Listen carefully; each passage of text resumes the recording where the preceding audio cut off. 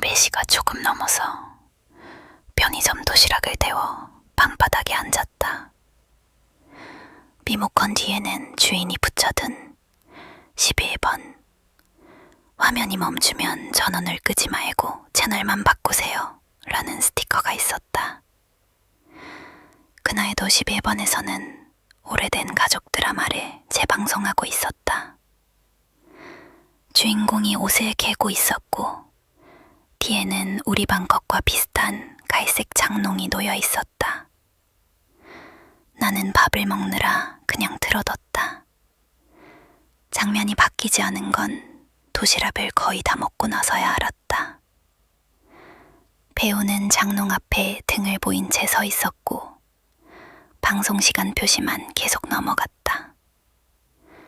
수신기가 또 멈췄나 싶어 안내문을 읽고 전원 버튼을 눌렀다.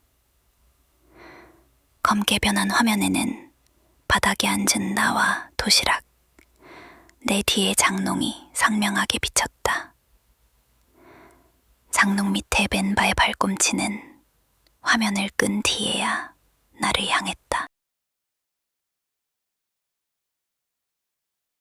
아재 메시지로 크게 다 떴다. 별것도 아닌 일이었는데 서로 답장을 안 읽는 지경까지 갔다. 마감을 끝내고 나오니 11시가 넘어 있었다. 버스에서 내리면 집까지 언덕길을 하나 넘어야 한다. 남자친구는 내가 듣는 날마다 언덕 위 가로등 아래서 기다리곤 했다. 그날도 거기 서 있었다. 모자를 둘러쓰고 불빛에서 반발짝 비켜선 채로. 싸웠는데도 나와준 게 고마웠지만 먼저 말을 꺼내기가 그래서 그냥 옆에 가섰다. 평소 같으면 가방부터 빼서 들었을 텐데 그러지 않았다. 아직 화가 안 풀렸나 보다 했다. 우리는 말없이 내리막을 걸었다. 많은 눈을 마주치기가 뭐해서 발톱만 보고 걸었다. 가로등을 지나자 길은 금세 어두워졌다. 사과할 말을 고르는데 주머니에서 진동이 울렸다. 걸으면서 화면을 확인했다. 미안, 오늘은 도저히 못 나가겠어. 화 가라앉으면 연락할게. 남자친구한테서 온 메시지였다. 작년 가을에 나흘짜리 출장을 다녀왔다. 오만곰 10주차장은 하루 10,000원이 넘어서 인터넷에서 찾은 사설 주차 대행을 처음 써봤다. 반값이었고 터미널 앞에서 차를 받아갔다가 돌아오는 날 다시 가져다 준다고 했다. 예약할 때 돌아오는 항공편 변명을 적으라기에 적었다. 도착 시간에 맞춰 차를 대놓는다고 했다. 출국날 터미널 앞에서 직원한테 길을 건넸다. 30쯤 돼 보이는 남자였는데 열쇠 뭉치를 받아들더니 웃으면서 한마디 했다. 집 카드키는 빼고 주시는 게 좋아요. 요즘 세상이 흉흉해서. 맞는 말이다 싶어서 나도 웃으면서 다음부터는 그러겠다고 했다. 출장 마지막 날 저녁에 일이 생겼다. 현지에 태풍이 걸려서 비행기가 결항됐고 다음날 아침변으로 바뀌었다. 아내한테 전화해서 하루 듣는다고 했더니 알겠다고 조심히 오라고 했다. 대행업체에도 알려야 하나 싶어서 휴대폰을 보는데 문자가 먼저 와 있었다. 고객님, 항공편 지연 확인했습니다. 내일 도착 시간에 맞춰 대기하겠습니다. 편하네 하고 말았다. 다음날 아침에 도착해서 전화하니까 10분 만에 차가 왔다. 시동이 걸린 채였고 히터도 틀어져 있었다. 그 직원이 내리더니 두 손으로 길을 돌려주면서 고생 많으셨다고 했다. 운전석에 앉으니 시트가 뒤로 한참 밀려 있었는데 자기들이 운전했으니 그러려니 했다. 엉덩이 밑이 따뜻했다. 고속도로를 타고 얼마 안 가서 주유 경고등이 들어왔다. 이상했다. 막힐 때 분명 반 넘게 있었다. 그제야 예전에 본 뉴스가 생각났다. 주차 대행 직원들이 손님 차를 몰고 다닌다던 거. 화가 나서 집에 도착하자마자 주차장에 차를 세워놓고 그 자리에서 블랙박스부터 돌려봤다. 환불이라도 받으려면 증거가 있어야 하니까. 어젯밤 8시 40분 영상에서 차가 움직이기 시작했다. 그래, 어디까지 갔나 보자 하고 봤다. 차는 고속도로를 탔다. 꽤 오래 달렸다. 그러다 이정표 하나가 지나갔는데 우리 동네 이름이었다. 손이 이상해진 건 그때부터였다. 차는 내가 매일 다니는 길로 우리 아파트 단지에 들어와서 내가 방금 차를 댄 바로 이 자리에 섰다. 밤 9시 24분 시동이 꺼졌다. 운전자는 한 번도 안 보였다. 블랙박스는 앞만 찍으니까. 다음 영상은 새벽 5시 10분이었다. 차는 공항으로 갔다. 8시간. 그 사이 영상은 없었다. 시동이 꺼지면 녹화도 꺼지는 설정이었다. 아내한테 전화를 걸었다. 어젯밤에 집에 별일 없었냐고 물었더니 아내가 웃었다. 별일은 당신 어제 왔었잖아. 지연이라더니 일찍 틀렸나 했지. 애를 재우다가 같이 잠들었는데 도어락 열리는 소리를 들었다고 했다. 피곤할 텐데 싶어서 안 나가봤다고. 새벽에 잠깐 깨서 옆자리를 봤는데 벌써 나가고 없더라고 했다. 이불이 따뜻하던데 공항으로 바로 간 거야? 나는 대답은 못하고 손에 든 카드키가 달린 자키만 내려다봤다.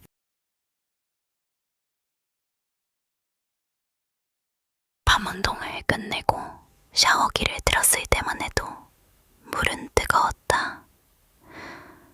머리에 거품을 얹은 잠에 갑자기 얼음잔이 됐다. 이 헬스장 샤워실은 두 칸이 온수를 같이 쓰면 이런다. 새벽 2시 보인 시간대라 늘 나 혼자였는데 오늘은 누가 있는 모양이었다. 저기요, 온수 쓰세요? 저 거품만 헹구고 나갈게요.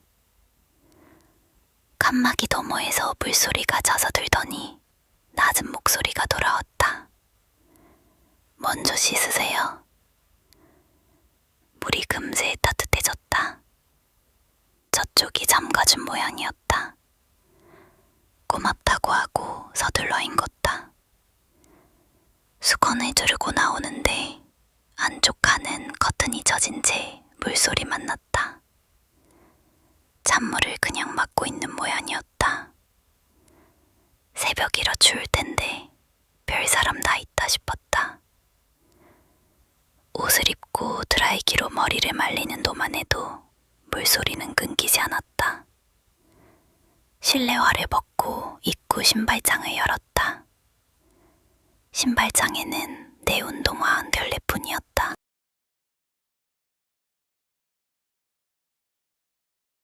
지난달 금요일 망원 한강공원에서 하는 초보 러닝 모임에 나갔다.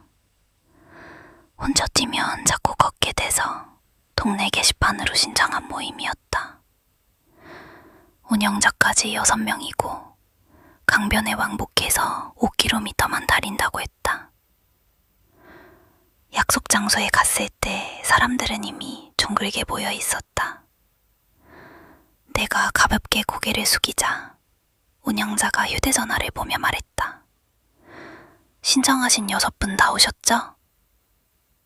누군가 네 하고 대답했다. 서로 처음 보는 사람들이라 따로 소개는 하지 않았다. 스트레칭을 하는 동안 흰 점퍼를 입은 남자가 내 옆으로 왔다. 나처럼 처음 나온 사람 같았다. 출발하고 얼마 안 돼 그 남자가 속도를 맞춰줬다. 내가 숨이 차서 뒤처지면 같이 느려졌고 앞 사람들과 거리가 벌어지면 손으로 방향을 가리켰다.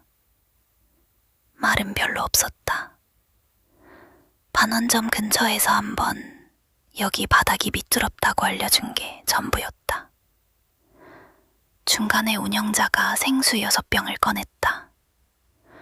한 병씩 가져갔는데도 모자라지 않았다. 흰 점퍼는 자기는 뛰면서 물을 안 마신다며 받지 않았다. 내가 괜히 미안해서 반쯤 나눠주겠다고 했지만 손에 저었다. 출발한 곳으로 돌아왔을 때 운영자가 단체 사진을 찍자고 했다. 휴대전화를 세워둘 곳에 잤는데 흰 점퍼가 먼저 손을 내밀었다. 제가 찍어드릴게요. 우리는 강을 등지고 섰다. 그는 2장을 찍고 한 번 더 붙어서라고 했다. 운영자는 휴대전화를 돌려받으며 고맙다고 했다. 사람들이 하나씩 집에 가고 나는 벤치에 앉아 조마리를 풀었다. 흰 점퍼는 옆에 서서 같은 방향으로 가면 같이 가자고 했다. 그때 단체 채팅방에 사진이 올라왔다. 사진에는 운영자를 포함해 6명이 서 있었다. 나는 운영자에게 따로 메시지를 보냈다. 사진 찍어주신 흰 점퍼분 성함이 뭐예요? 답장은 바로 왔다. 준호님 지인 아니었어요? 달릴 때는 계속 혼자 오시길래 사진만 부탁하신 줄 알았는데요. 옆에서 흰 점퍼가 내 메시지를 읽고 내 어깨에 손을 올렸다. 휴대전화 화면이 곧 꺼졌다. 꺼진 화면에는 내 얼굴 하나만 있었고 흰 점퍼의 손은 내 어깨에 그대로 올라와 있었다.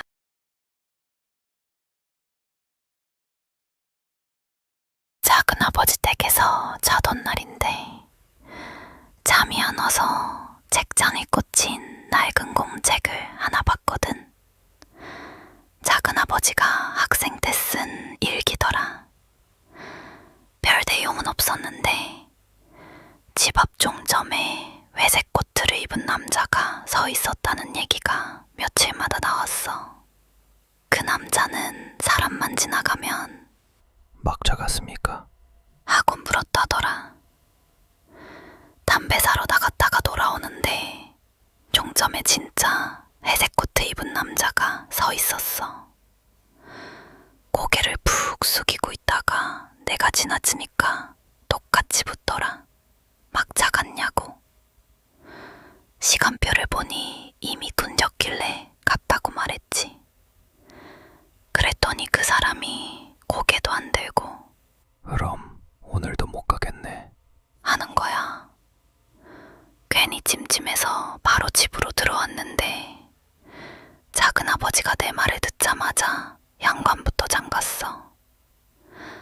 그러고는 내가 본 공책을 가져와 마지막 장을 펴더라. 그 일기의 마지막 날짜는 1998년 11월 3일이었고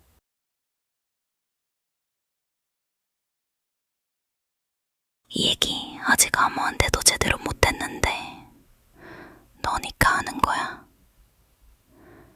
나 재수할 때 학원 근처 고시원에서 반년 살았거든. 복도 끝 방이었는데 옆방에서 밤마다 기침 소리가 났어. 낮에는 조용해. 근데 새벽 2, 3시쯤 되면 벽 너머에서 빠른 기침을 한잠해. 벽이 얇아서 기침 끝에 숨 넘어가는 소리까지 다 들렸어. 나야 어차피 그 시간까지 문제집 붙들고 있었으니까 매일 밤 같이 있는 셈이었지. 처음엔 그냥 아픈 사람인가 보다 했어. 고시원에 별 사람 다 사니까. 근데 어느 날은 기침이 30분 넘게 안 그치는 거야. 듣다 못해 정수기에서 종이컵에 물을 받아다 옆방 문 앞에 놨어. 노크를 2번 했는데 대답은 없고 한참 있다가 기침만 툭 그치더라. 다음날 아침에 보니까 컵이 비어 있었어. 문 앞 그 자리에 그대로 산 채로 물만 없어져서.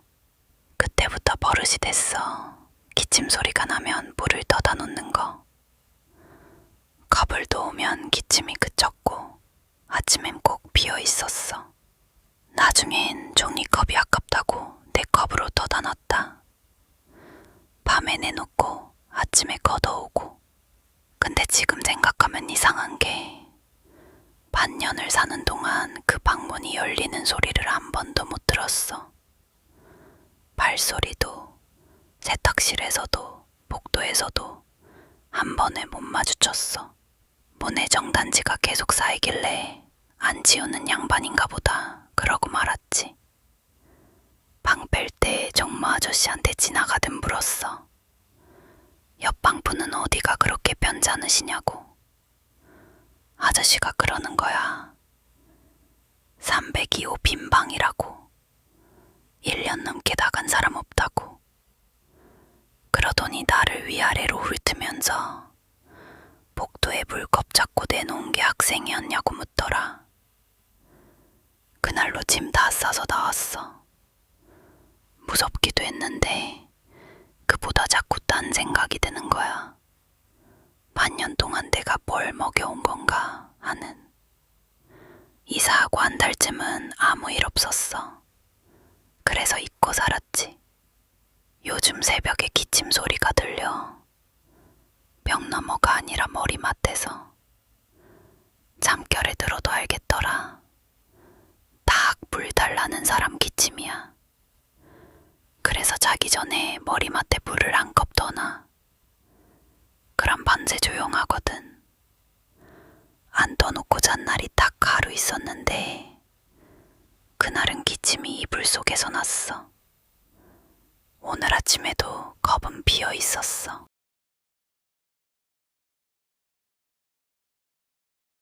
작년 겨울에 통신업체 일을 잠깐 놓은 적이 있다. 그날은 장 기사님에 따라 외곽 터널 안에 있는 중계기를 점검하러 갔다. 차량 터미널 막은 새벽 1시부터 3시 사이에만 할 수 있는 일이었다.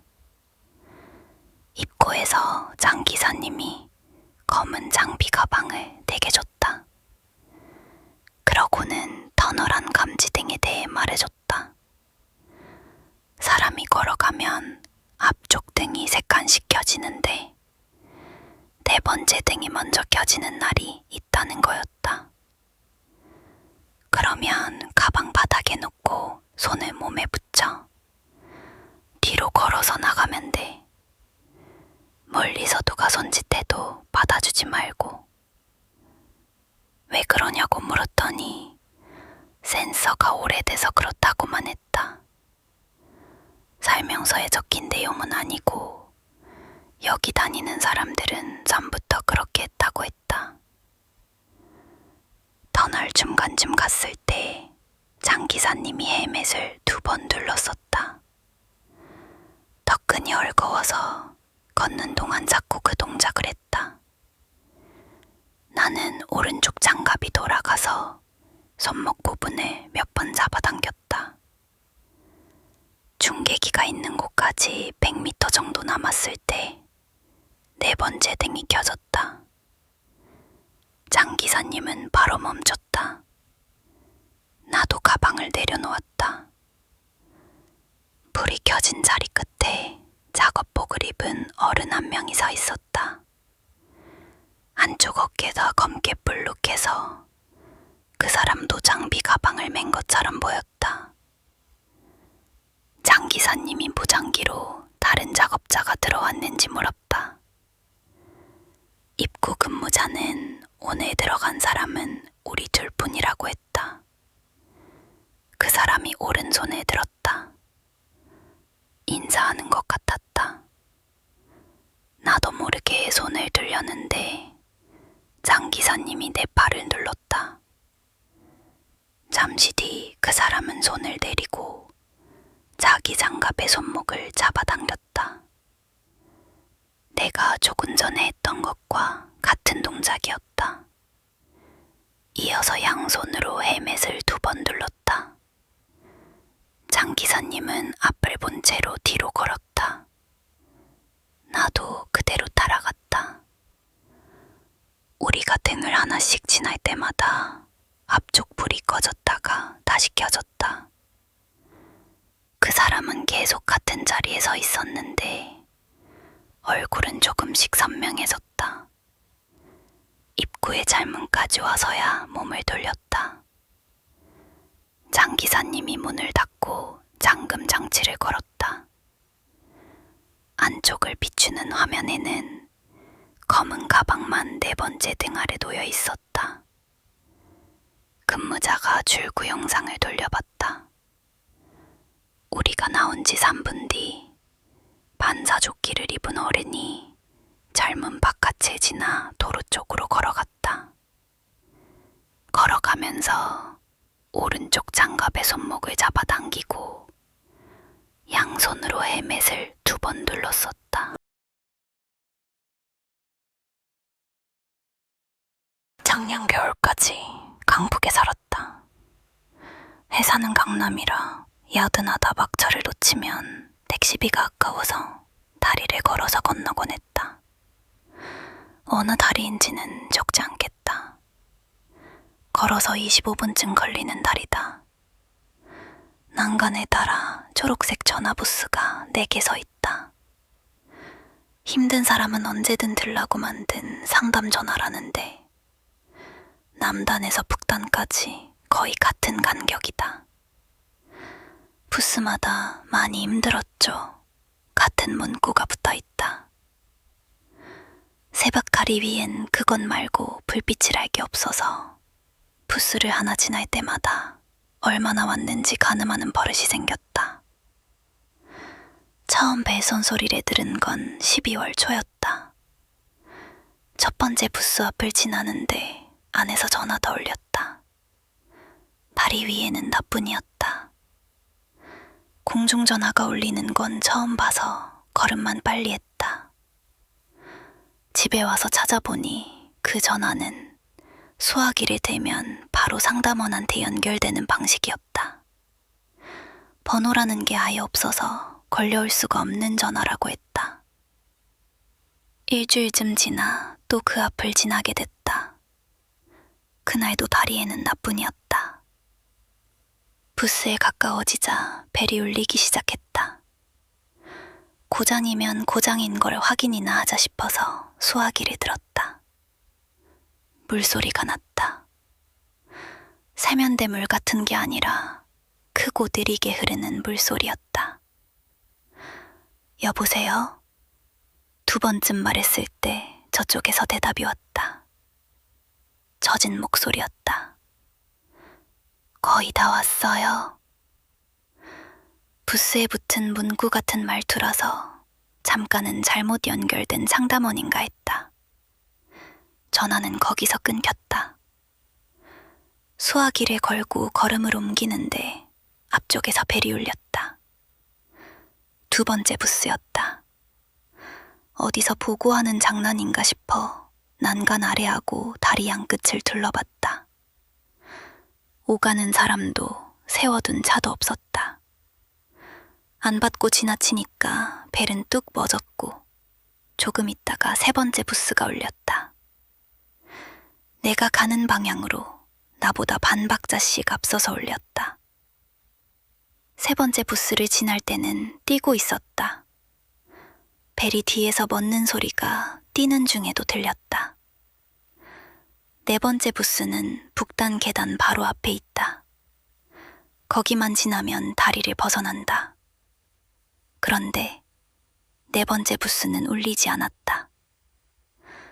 가까워질수록 그 조용한 게 더 싫었다. 속도를 늦추지 않고 지나치면서 안을 봤다. 소화기가 줄에 매달린 채 흔들리고 있었다. 계단을 2칸씩 뛰어내려갔다.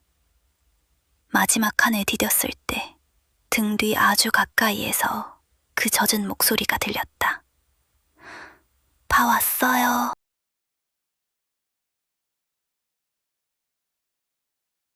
몇 년을 일한 꽃집이 다음 주에 못을 닫는다. 사장님 혼자 정리하게 둘 수가 없어서 마지막 주는 매일 나가기로 했다. 주문 장부를 정리하는데 사장님이 한 페이지를 짚었다. 매달 15일 같은 주소로 국화 한 다발. 사장님이 가게를 연 지 얼마 안 됐을 때 들어온 이 가게 첫 정기 주문이라고 했다. 받는 분은 혼자 사는 아저씨인데 20몇 년 전에 아내가 없어졌다고 했다. 병으로 보낸 것도 아니고 시신도 못 찾은 실종이라 장례도 못 치렀다고. 광복절에 없어져서 날짜를 잊을 수가 없다고 하더란다. 그 뒤로 한 달도 안 거르고 국가를 시킨 게 지금까지 왔다는 거였다. 사장님은 장부를 쓸어보면서 요즘 세상에 이런 사람이 어딨냐고 했다. 배업 전 마지막 배달은 내가 갔다. 대낮인데 커튼이 다 쳐져 있어서 현관에서니 집안이 깜깜했다. 안쪽 방 하나만 불이 켜져 있었고 조금 열린 문틈으로 마른 국화가 허리 높이로 쌓인 게 보였다.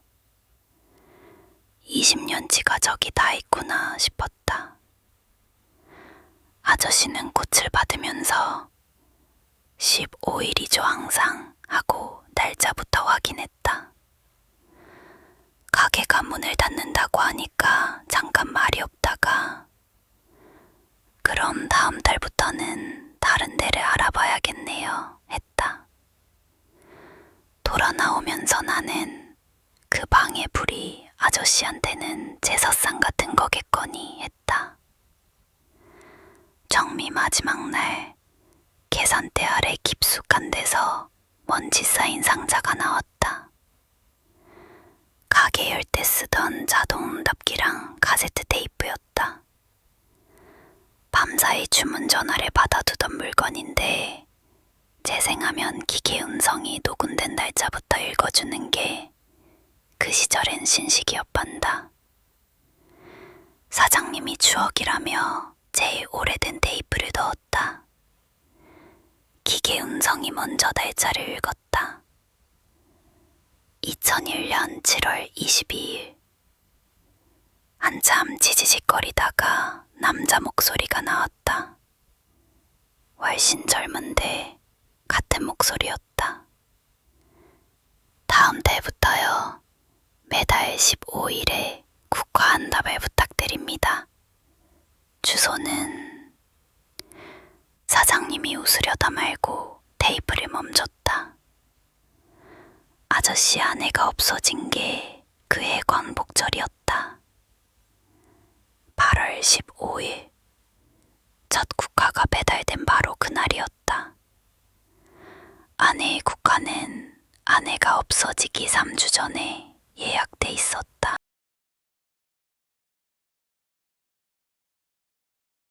엘리베이터에 실종 전단이 새로 붙어 있었다. 50대 남자. 지난주 화요일부터 연락이 안 된다고 했다. 사진을 보다가 웃음이 났다. 아빠랑 너무 닮아서였다. 눈매도 왼쪽 눈 밑에 장까지 똑같았다. 아빠 보여주려고 휴대폰으로 찍어뒀다. 집에 들어가니 아빠는 소파에서 야구를 보고 있었다. 엄마는 부엌에서 등을 돌린 채 설거지를 하고 있었다. 요즘 들어 엄마는 말수가 줄었다. 갱년기가 그런가 보다 하고 넘겼었다. 저녁을 먹다가 아빠한테 사진을 보여줬다. 아빠랑 똑같이 생긴 사람이 실종됐다고. 아빠는 사진을 한참 들여다보더니 재미있다는 듯 웃었다. 엄마는 웃지 않았다. 수저를 내려놓고 나를 봤다. 그 표정이 이상해서 나도 웃음을 거뒀다. 당에 누워서 그 사진을 다시 열었다. 닮아도 이렇게까지 닮을 수 있나 싶어 학대해 보다가 아래 적힌 가족 연락처에서 손이 멈췄다. 엄마 번호였다. 실종된 지난주 화요일부터 아빠는 하루도 집을 비운 적이 없다.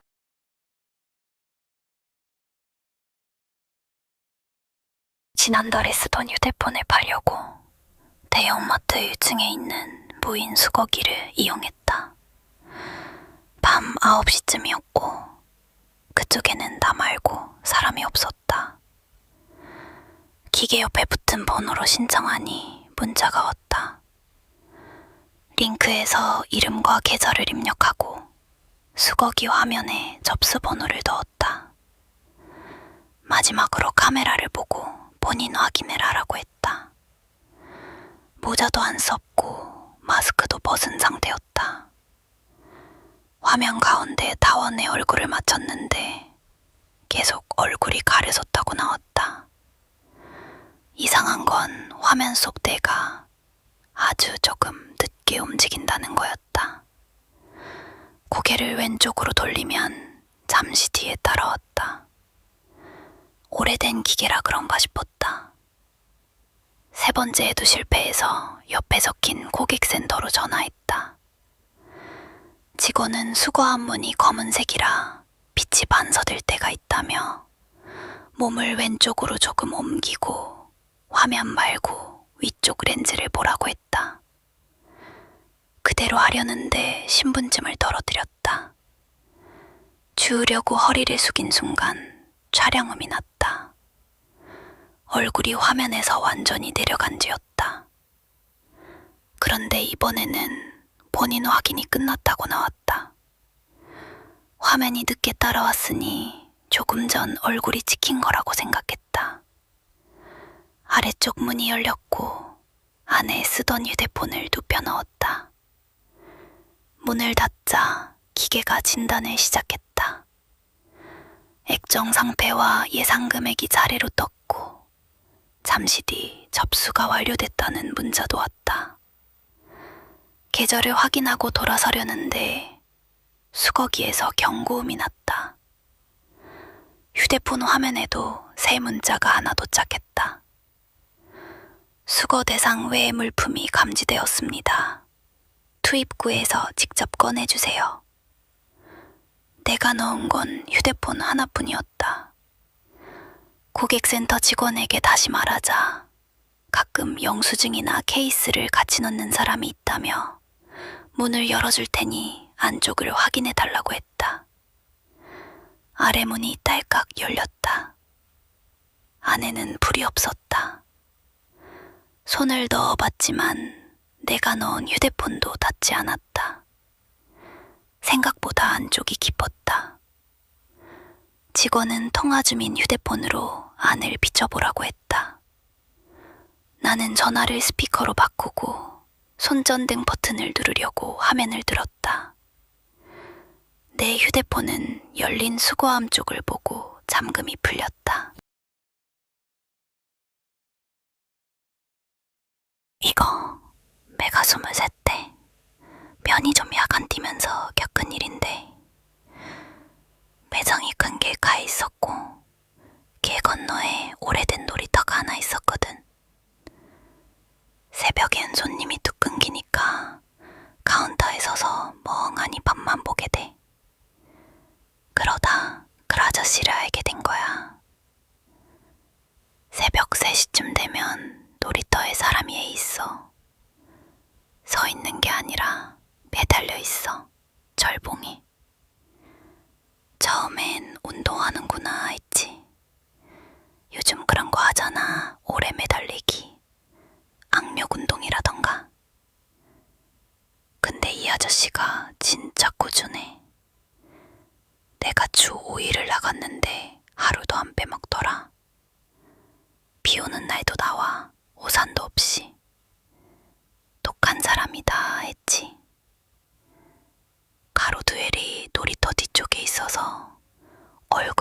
보이고 실루엣만 보였어. 놀이터 안쪽이 어두워서 기구도 잘 안 보이고 사람만 보였지. 근데 미동이 없어. 30분을 매달려 있는데 안 흔들려. 나도 군대에서 턱걸이 해봐서 아는데 사람이 오래 매달리면 몸이 떨리거든. 그 아저씨는 그냥 걸어놓은 것처럼 가만히 있어. 한 번은 잘봄이 낮은가 싶었어. 발끝이 모래에 닿을락말락하는데 무릎을 안 접어.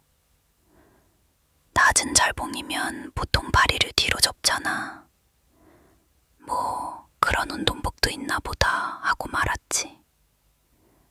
신기한 건 오는 것도 가는 것도 한 번에 못 봤다는 거야. 3시에 보면 있고 4시 넘어 보면 없어.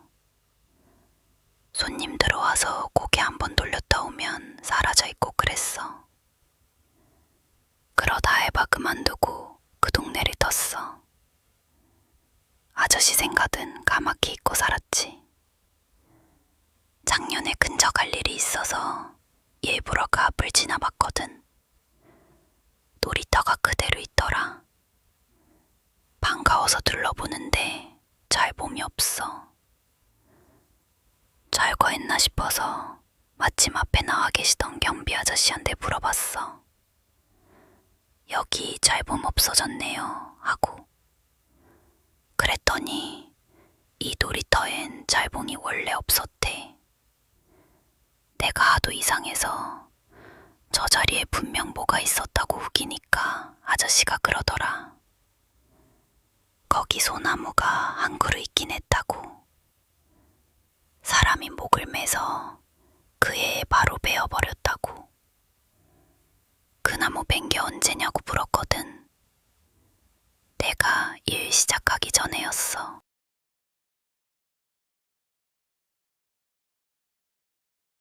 전역한 지 몇 년 됐는데 아직도 새벽에 복도에서 발소리가 나면 그때 생각부터 난다. 부풀리는 것 없이 본대로만 적는다. 우리 생활관은 10면이었다. 그 중에 김일병이라고 자다가 걷는 애가 있었다. 잠결에 걸어다니는 증상으로 의무대에서 약도 타먹었고 간부들도 다 아는 얘기였다. 일주일에 한두 번 새벽 2시에서 3시 사이에 일어나서 복도를 걸었다. 복도 끝 비상구 앞까지 갔다가 돌아와서 제자리에 누웠다. 그게 다였다. 잘 때도 슬리퍼를 깨고 나가서 그 끌리는 소리만 들으면 안 봐도 김일병인 줄 알았다. 나도 신병 때 불침번 서다가 처음 보고 기겁해서 얼굴까지 비춰봤다. 눈에 반쯤 뜬 김일병이었다. 불러도 대답이 없었고 다음날 물어보니 본인은 기억을 못했다. 그래서 불침번 인수인계에 김일병 항목이 따로 있었다. 1. 깨우지 말 것. 2. 따라가지 말 것. 여기까지는 알아들었다. 자다 걷는 사람 함부로 깨우면 안 된다는 말은 나도 들어봤으니까. 셋째가 이상했다. 걷는 동안에는 인원을 세지 말 것. 순찰이 와도 김일병이 다시 누운 다음에 보고할 것. 세면 어떻게 되느냐고 물었더니 맞선인도 모른다고 했다. 자기가 신병일 때부터 내려오던 거라고 세지 마 그냥 그 말만 했다. 상병 여름이었다. 새로운 당직 부사관이 순찰을 돌다가 복도 끝에 서 있는 김일병을 봤다. 그날 불침번이 나였다. 자다 걷는 애라고 원래 좀 있으면 들어와서 잔다고 설명했는데 부사관은 표정을 굳혔다. 그래도 인원은 맞는지 확인해야 할 거 아니야. 세지 말라던 게 목에 걸렸지만 그건 병사들끼리 내려오는 얘기였고 이건 지시였다. 손전등으로 침상을 하나씩 비추면서 샜다. 열이었다. 복도에서는 아직 슬리퍼 끌리는 소리가 나고 있었다. 잘못 셌나 싶어서 처음부터 다시 셌다. 그래도 열이었다. 김일병 자리에는 김일병이 누워 있었다.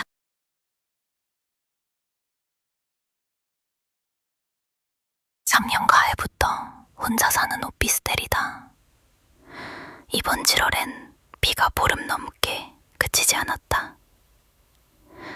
더워람 얘기부터 해야겠다. 입주했을 때부터 버튼 소리가 꺼져 있었다. 번호를 눌러도 삑삑거리는 소리가 안 나고 버튼이 눌리는 감촉만 있다. 전에 살던 사람이 꺼놨나 보다 하고 그냥 썼다. 조용해서 오히려 좋았다. 소리를 처음 들은 건 비가 시작되고 사나흘째 되던 새벽이었다. 2시쯤이었나? 톡, 톡, 톡. 어디서 불 떨어지는 소리가 났다. 비 쏟아지는 소리에 묻혀 있다가 빛발이 약해지면 오히려 또렷해졌다. 실외기에 낙숫물 듣는 소리겠거니 했다. 좀 이상하긴 했다. 5-6번쯤 나다가 뚝 끊기고 한참 조용하다가 또 5-6번. 낙숫물이 저렇게 떨어지나 싶었지만 비 오는 새벽에 일어나서 따질 일은 아니었다. 한 번은 낮에 창문을 열고 실외기 쪽을 내려다봤다. 위에 점화도 없고 물이 고여서 떨어질 만한 데가 없었다. 그래도 밤에 소리가 나면 또 낙숫물이겠거니 했다. 비가 오고 있었으니까. 그 주에 엘리베이터에 안내문이 붙었다. 새벽 시간대에 외부인이 복도를 돌아다닌다는 신고가 있으니 문 단속을 잘 하라고. 택배 도둑이 조나보다 했다. 소리는 장마 내내 이어졌다. 매일은 아니고 2-3일에 한 번꼴. 나중엔 그 소리에 살pit겠다가도 그러려니 하고 도로 잠들 만큼 익숙해졌다. 어제 장마가 끝났다. 예보에서도 그랬고 실제로 저녁부터 하늘이 겠다. 보름 만에 비 안 오는 밤이었다. 새벽에 잠이 깼다. 톡, 톡, 톡. 비가 안 오는데 어디 고였던 물이 마저 떨어지나 싶어 창문을 열어봤다. 실외기는 바싹 말라 있었다. 그런데도 소리는 계속 났다. 장 쪽이 아니었다. 등 뒤 현관 쪽이었다. 불을 안 켜고 현관까지 갔다. 신발장 앞에 선이 확실해졌다. 소리는 문에서 나고 있었다. 문짝에 가만히 손바닥을 댔다. 톡, 톡. 뭔가 들리는 진동이 손바닥에 그대로 넘어왔다. 그때도 어락이 울었다. 비빅, 비빅, 비빅. 버튼 소리를 꺼놔도 이 소리만은 나온다는 걸 그때 처음 알았다. 문 밖은 조용해졌고 나는 문구멍에 눈을 대지도 못하고 그 앞에 한참 서 있었다. 그 경고음은 번호를 5번 틀려야 울린다. 작년 겨울에 이불 빨러 셀프 빨래방에 갔던 일이에요. 밤 11시쯤이었는데 집 근처라 자주 가던 데였거든요. 이불은 배송받았을 때 온 투명한 봉투에 넣어갔어요. 이름이랑 주소가 적힌 종이도 그냥 붙어 있었고요. 어차피 버릴 봉투라 신경도 안 썼죠. 안에는 저밖에 없었어요. 세탁기를 돌리고 의자에 앉았는데 출입문 옆에 있던 빨래 바구니 하나가 어느새 제 앞에 와 있더라고요. 바퀴 달린 거 있잖아요. 바닥이 살짝 기울었나 싶어서 다시 벽 쪽으로 밀어놨어요. 그런데 10분쯤 지나니까 또 제 옆에 와 있었어요. 이번에는 방향도 반대로 돌아가 있었고요. 누가 들어왔다 나갔나 했는데 출입문 열리는 소리는 못 들었거든요. 그래도 이어폰을 끼고 있었으니까 제가 놓쳤겠지 했어요. 세탁이 끝나서 이불을 건조기로 옮겼어요. 빈 봉투는 접어서 긴 테이블 밑에 넣어뒀고요. 그러고 휴대전화를 보는데 테이블 아래에서 비닐 끄는 소리가 났어요. 내려다보니까 봉투 끝이 건조기 옆 좁은 틈으로 들어가고 있더라고요. 처음에는 송풍기 바람이 빨아들이는 줄 알았어요. 그래서 봉투를 잡아당겼는데 반대쪽에서도 누가 잡고 당겼어요. 제가 손을 놓으니까 봉투가 틈 안으로 확 사라졌고요. 그제야 건조기 옆 철판이 벽이 아니라 문처럼 조금 벌어져 있는 게 보였어요. 안쪽은 불이 없어서 아무것도 안 보였는데 철판 끝에 손가락 4개가 걸리더라고요. 손톱에 전부 까맣고 젖어 있었어요. 휴대전화만 쥐고 바로 밖으로 뛰었어요. 이불이고 지갑이고 다 두고요. 유리문 건너에서 경찰에 전화하는데 아까 그 빨래 바구니가 천천히 굴러와 출입문 앞을 막았어요. 안에서는 아무도 나오지 않았고요. 경찰이 와서 점검 통로를 뒤졌는데 사람은 없었어요. 뒤쪽 환기창이 열려 있었고 안에서는 생수병이랑 과자 봉지, 남의 양말 같은 게 나왔대요. 저는 물건을 돌려받고 티셔츠 한 장이 없어진 것 같다고 말했어요. 그걸 가져가려고 숨어 있었나 보다 했죠. 그런데 지난주부터 새벽 2시만 되면 누가 우리 집 현관 손잡이를 한 번씩 눌러보고 가요. 인터폰에는 모자 쓴 사람의 어깨만 찍히고요. 그래서 그날 가져온 물건들을 다시 보다가 알았어요. 티셔츠만 없어진 게 아니었어요. 봉투에 붙어있던 제 주소표도 없어졌어요.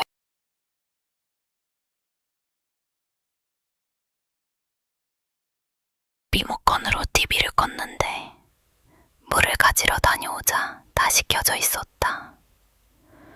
예약을 잘못 눌렀나 싶어 설정부터 확인했다. 켜짐, 예약은 비어 있었다. 다시 끄고 리모컨을 식탁 한가운데 올려뒀다. 소파에 앉아 빨간불이 깜빡이더니 화면이 켜졌다. 버튼이 걸렸나 싶어 건전지 2개를 빼서 옆에 놓았다. 이번에는 화면을 보며 기다렸다. 10초쯤 지나자 또 같은 채널이 켜졌다. 옆집 신호가 들어오는 건가 싶어 창문을 확인했다. 잠금새는 걸려 있었고 커튼도 닫혀 있었다. TV가 다시 켜졌다. 아예 코드를 뽑으려고 창가로 갔다. 커튼이 소파 쪽으로 조금 불룩했지만 다재 덜어둔 빨래가 밀린 줄 알았다. 커튼 아래로 검은 플라스틱 모서리가 보였다. 바닥에 떨어진 예비 리모컨인 줄 알고 커튼을 걷었다. 창문과 커튼 사이에 그 리모컨을 쥔 남자가 서 있었다. 시험 기간이라 열람실에 자리가 없어서 자료실 구석으로 밀려났다. 서가가 전장에 닿을 듯 높아서 형광등빛도 잘 안 되는 자리였지만 조용한 건 마음에 들었다. 밖에는 아침부터 비가 쏟아지고 있었다. 10시쯤부터 물 떨어지는 소리가 났다. 톡톡. 누수인가 싶어 전장을 봤는데 얼룩 하나 없었다. 오래된 건물이니 어디 배관이 새나 보다 하고 자리를 한 칸 옮겼다. 소리가 그쳤다. 조,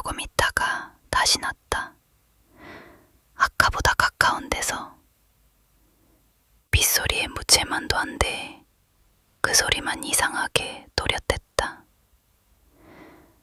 자료실엔 나 말고 아무도 없었고 다시 옮기자니 유난 떠는 것 같아서 그냥 이어폰을 꼈다. 시험이 코앞이었다. 문제집 위에 볼이 한 방울 떨어진 건 얼마 안 돼서였다. 잉크가 번졌다. 나는 전장을 올려다봤다. 전장이 아니었다. 서가 꼭대기에 걸린 젖은 머리카락이 내 문제집 위까지 늘어져 있었다. 나는 엄포 라디오를 꽤 오래 들었다. 유명한 채널은 거의 다 안다고 해도 될 정도다. 잠이 안 오는 날에는 예전에 들었던 것까지 다시 찾아 들었다. 그 중에서도 여자 혼자 이야기하는 채널을 좋아했다. 어릴 때 시골집 마루에 모여서 누나들이 해주던 이야기 같은 느낌이 났다. 그런데 그런 채널은 이상하게 오래가지 못했다.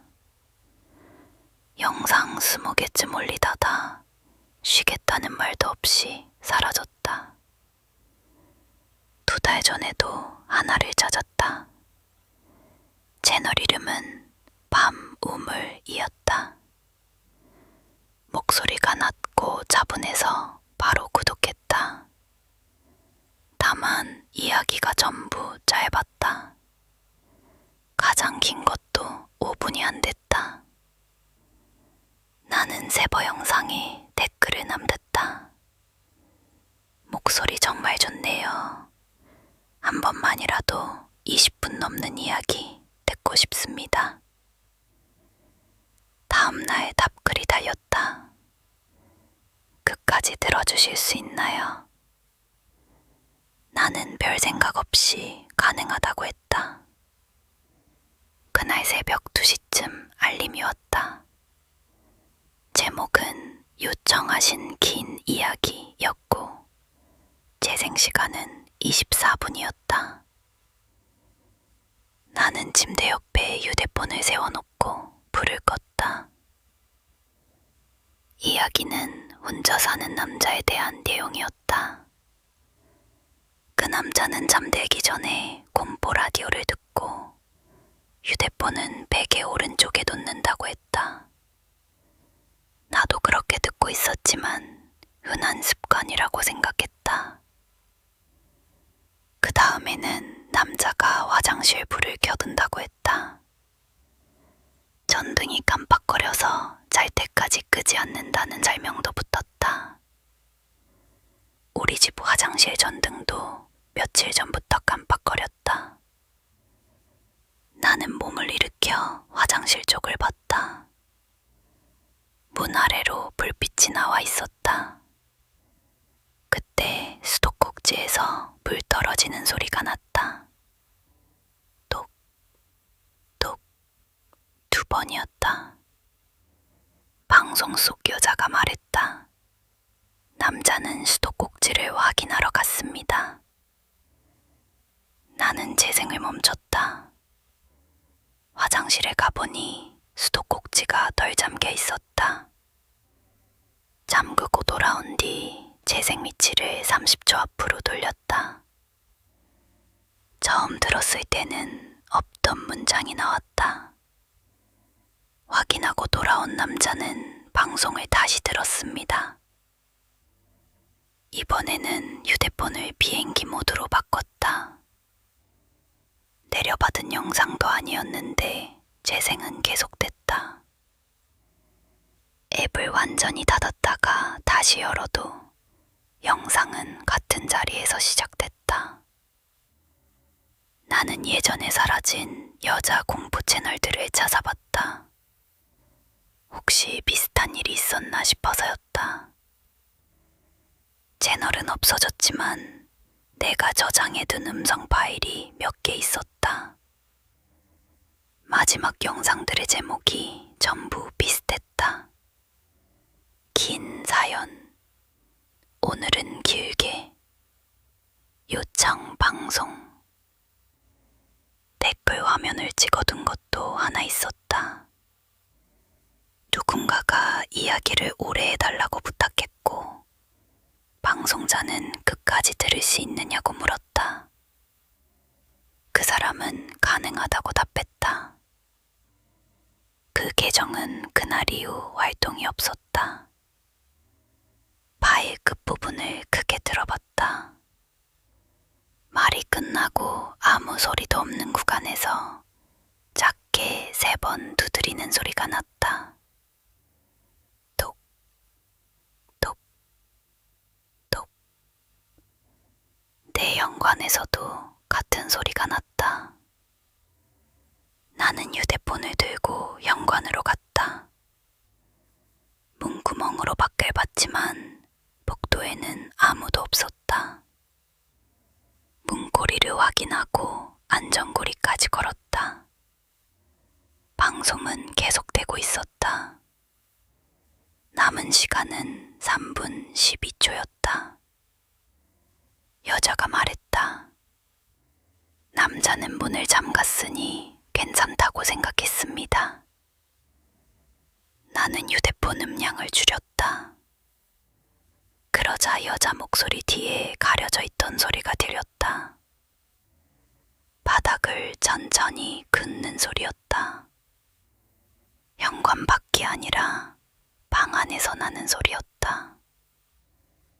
나는 불을 켰다. 책상 밑과 커튼 뒤를 먼저 봤다. 아무것도 없었다. 긁는 소리는 침대 쪽에서 났다. 방송에는 1분 40초가 남아 있었다. 남자는 이제야 소리가 가까워진 게 아니라 처음부터 가까이 있었다는 걸 알았습니다. 침대 아래에는 계절 지난 옷을 넣은 상자가 3개 있었다. 그런데 가운데 상자만 밖으로 조금 밀려 나와 있었다. 아까 휴대폰에 세울 때는 분명 침대 안쪽에 붙어 있었다. 나는 현관 옆에 서서 112를 눌렀다. 통화 버튼을 누르기 전에 화면이 방송으로 바뀌었다. 남은 시간은 10초였다. 여자는 내 댓글을 처음부터 천천히 읽었다. 목소리 정말 좋네요. 한 번만이라도 20분 넘는 이야기 듣고 싶습니다. 마지막으로 내 닉네임을 부르더니 방송이 끝났다. 재생 시간이 0분 0초가 되자 침대 밑에서 나온 손이 내 발목을 잡았다.